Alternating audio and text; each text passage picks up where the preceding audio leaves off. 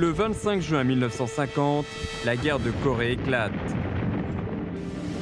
Washington prend immédiatement la décision d'intervenir militairement et ouvre le feu sur la frontière Chine-RPDC.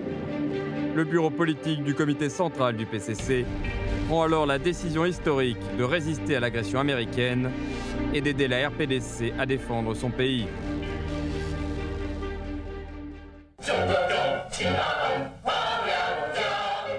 Le 19 octobre, l'armée des volontaires du peuple chinois franchit le fleuve frontalier Yalu pour monter au front de la guerre de résistance à l'agression américaine et d'aide à la RPDC.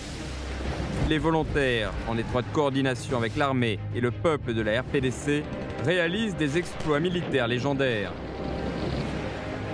Au bout de 33 mois de combat, les volontaires chinois repoussent les agresseurs du bassin du fleuve Yalu au 38e parallèle.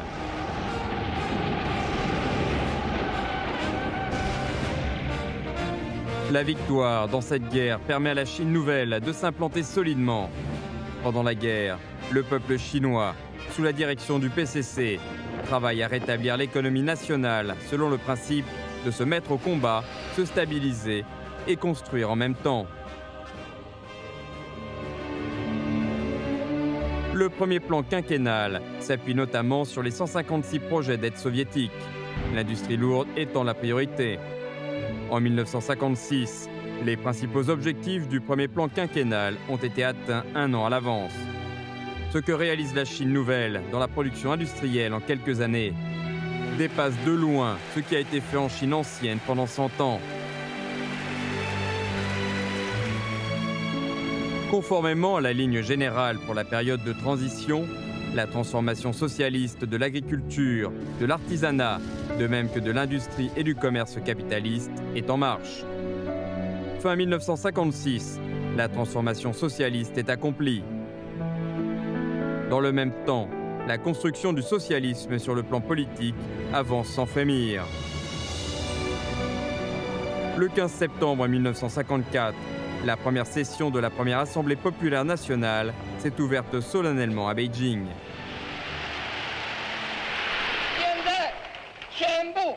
中华人民共和国宪法已经由中华人民共和国第一届全国人民代表大会第一次会议于1954年9月20日通过。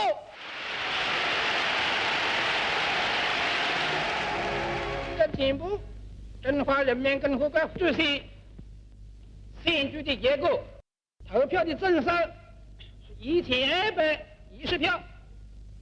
毛泽东得1220票当选。